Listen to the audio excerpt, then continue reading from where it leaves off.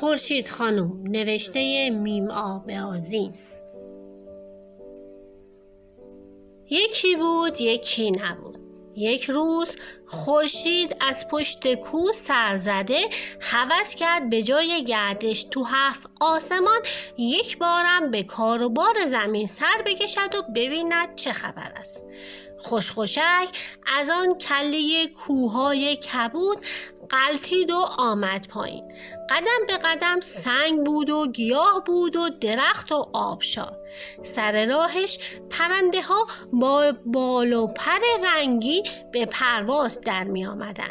گوزها روی تخت سنگ های بلند می جستند و سنجاب ها از بالای درخت ها با چشم های ترسو و مهربانشان نگاهش می کردن. خورشیدم سرخوش می غلتید و می گذشت و به همه لبخند می زد.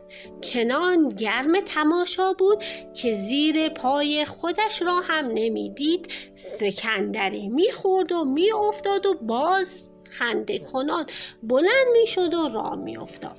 خورشید خانم رفت و رفت تا به دره و از دره به دشت رسید. دیگر به جای دیوارهای سنگی کوه زمین هموار درندشتی بود که آن سرش ناپیدا با کله خانه و باغ و کشت و آسیا. مردم به کار و بار زندگیشان می رسیدند. گاو و گوسفند و بز سر به زیر می چرخیدند. اسب و خر بار می کشیدند و پای دیوارهای کاهگلی کلبه ها مرغ و خروس به پنها نوک می زدند. دست برغذا تو یک باغ در حاشیه آبادی خورشید همانطور که سر به هوا می رفت تو چایی که زیر پاش دهن وا کرد افتاد.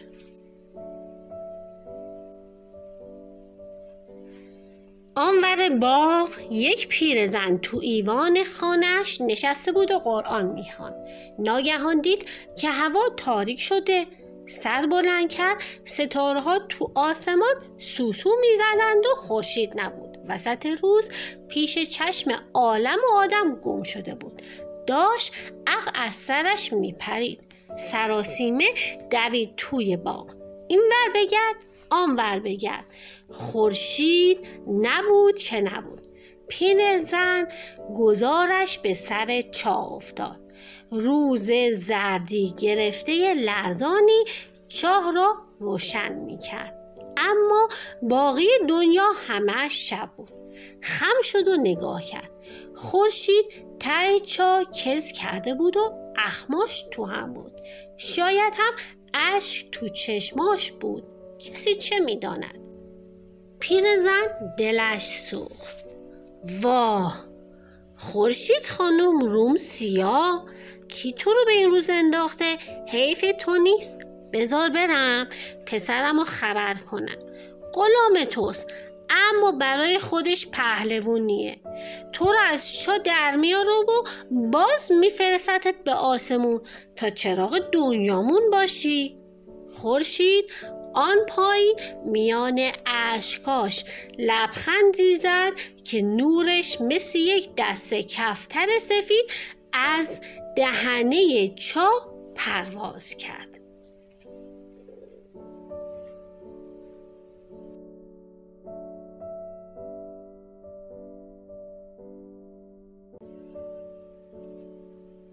خورشید خانم. پیرزن راه افتاد که پسرش را از تو کشتزار بیاورد، اما چشمهای کورسوش برقی زد و دستها را از خوشی به هم مالید. فکری به سرش زده بود. با خودش گفت خوب شد، بنازم به این بخت و اقبال. به پسرم میگم خورشید رو از چاه در بیاره و به سقف اتاقمون آویزون کنه. اون وقت دیگه تو خونمون همیشه روزه و منم برای قرآن خوندنم لازم نیست بیام تو ایوون دم باد بشینم و سرما بخورم. مردمم که ببینن هرچی روشنایی از ماست و از تو خونه ما به من ایمان میارن و براشون میشم بیبی خورشید چراغ و هرچی دلم آرزو بکنه میارن پیشم میذارن و منت هم دارن. یاری جانم که شما باشید. پیرزن از این راه رفت و دخترش که تو حیاط پشت خونه داشت گندم باد میداد از راه دیگر آمد. هوا تاریک بود. همدیگر را ندیدند. دختر رسید دم چا، دید از دهنه چا روز زردی گرفته رزانی بیرون میزد. تعجب کرد. سرک کشید. خورشید دید که آن ته کز کرده دلش سوخت. واه خورشید خانم، تو با اون همه نور تو دل سیاه زمین چی کار میکنی؟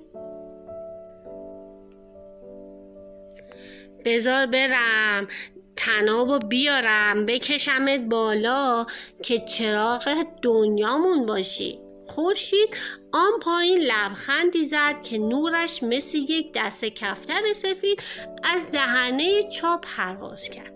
اما دختر که میرفت طناب را بیاورد با خودش گفت خوب شد، بنازم به این بخت و اقبال. خورشیدو میگیرم میدم براش یه قاب نقره بسازند و جای آینه میذارمش رو تاقچه اتاق.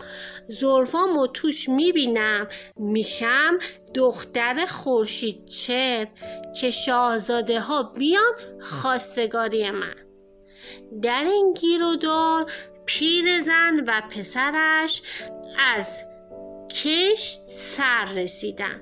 جوان از لای سیبیل های کلفت مردانش به مادر میگفت خب بله که میارمش جای چراغ آویزونش میکنم. اون بالا که بود کار دیگه ای نداشت. حالا گیرم 4 وجب پایینتر آسمون که به زمین نمیرسه.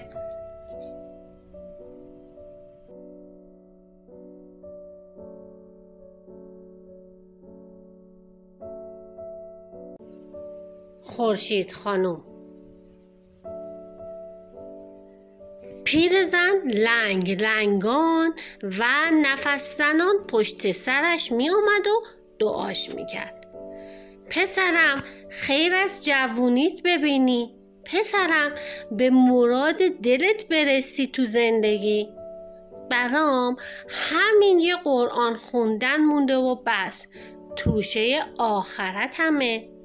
اما دلش شور میزد. اگه مردم بفهمن چی؟ جوان لاف زد. به مادر، همه شدم که جمع بشن یه مشت من کارشونو میسازه، چه برسه به این که دست به شمشیرم هم ببرم. آمدن سر چا. جوان کمی خم شد. دید راستی خورشید مثل آدمهای تبدار آن پایین کس کرده و میلرزه. خندید. ها ها خورشید خانم، خدا بد نده، چطور این ورا پیداتون شده؟ لابد اومده بودین گشت و گذار. خب این که دیگه قصه نداره، همین الانه میکشمت بالا که بازم چراغ دنیامون بشی. خورشید از آن پایین نگاه گرمی به بر و بازوی ورزیده و سیبیل مردانش انداخت و لبخندی زد که نورش مثل یک دسته کفتر سفید از دهنه چا پرواز کرد. اما جوان فکری به سرش زده بود. مگه من دیوونم ببرمش تو اتاق آویزون کنم که یک پیرزن تک و تنها پاش قرآن بخونه؟ میخوام 100 سال نخونه. میارمش میذارمش رو علم خودم، میشم پهلوون خورشید علم. اون وقت میخوام ببینم کیه که مرد میدون من باشه. جوان خوابهای خوش میدید و در عالم خیال جنگ ها میکرد. دشمنان رو میکشت و اسیر میگرفت. به مهمانی شاهان میرفت. داماد خاقان چین میشد. پادشاه فرنگ را از تخت به زیر میکشید و غیره. چه میدانم چه چیزهای دیگر. در همین میان دختر با دلو و ریسمان برگشت. مادر و برادر خودش را دم چاه دید. کمی واخورد، اما بعد دوید دست به دامن برادر شد. قربونت برم، تو زورت بیشتره، برام بیارش بیرون. میخوام تو قاب نقره بگیرمش بندازمش رو تاقچه جای آینه. جوان دید یک مدعی دیگر پیدا شده. اخمش تو هم رفت، اما نخواست درش را بشکند. حرفی نزد. اشاره به مادر کرد. دلو را گرفت و با ریسمان فرستادش پایین. خودش هم روی دهنه چاه خم شد و داد زد: آهای خورشید خانوم، اینم تخت روونتون، بفرمایید بالا دیداری تازه کنیم. دلو سنگین شد. جوان زوری زد و یکی دو کس بالا کشیدش، اما ریسمان تاب نیاورد و پاره شد. یک طرف دیواره چاه با دلو و بارش ریخت پایین. همه سراسیمه سرشان را بردن تو. پرسیدن: وای خورشید جان، افتادی؟ باکت که نیست.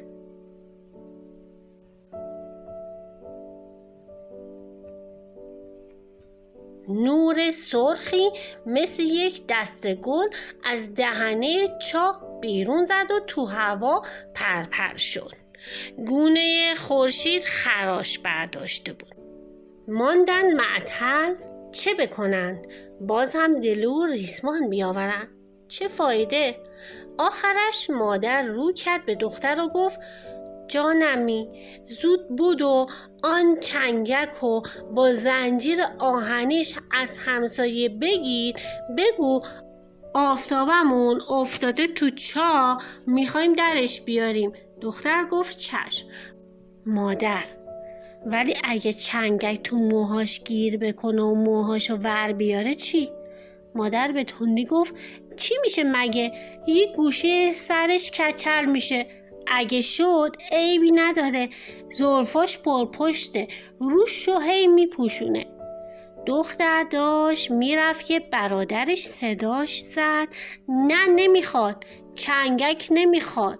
یهو دیدی از کارمون بو بردن یا به سرشون زد که بیان کمکمون کنن. نه، برو اون نیزه دهکزی خودمونو بیار. دختر هراسان شد. نزدیک بود که گریش بگیره. گفت: میخوای با نیزه سوراخش کنی و از بینش ببریش؟ جوان خندید. چه ساده ای تو، نیزه رو میگم خودش 2 دقیقه تو دهنش بگیره، چیزی نیست که، شاید زبونش سوراخ بشه، اونم فدای سرت، انگار بلبلی که بخواد برامون چه بزنه. این گفتگوها همه از پایین دشت به گوش رسید. نگاه کردن. پشت سر چند تا مشعل، سایه های انبوهی تو نیمه تاریکی میلولید. دختر گفت: گمونم مردم پایین دهن، نکنه فهمیده باشن. جوان بادی به بروت انداخت و با تشکر: گیرم فهمیده باشن، باغ خودمونو و چاه خودمون. مادر هم اخماشو تو هم کرد و به دختر گفت: چرا انقدر پا به پا میکنی؟ برو نیزه رو بردار بیار. دختر رفت. ولی نگران بود. هر چقدر قدم برمی داشت نگاه میکرد. مشعل‌ها انگار تو دشت سرگردان بودن. گاه این ور گاه اون ور میرفتن. اما همه مردم بیشتر میشد. صدا از همه طرف می آمد. همه جا را می لرزان.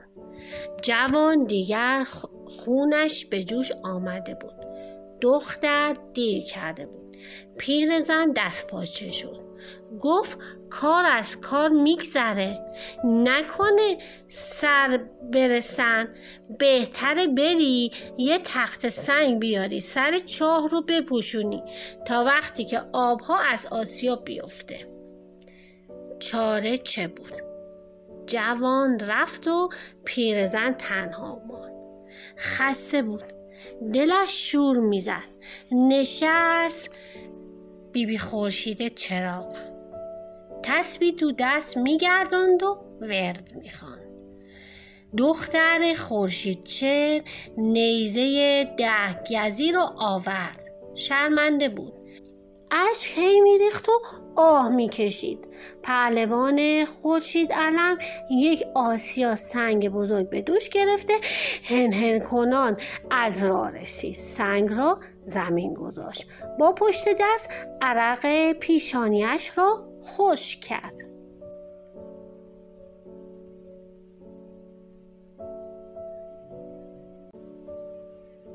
خورشید خانم.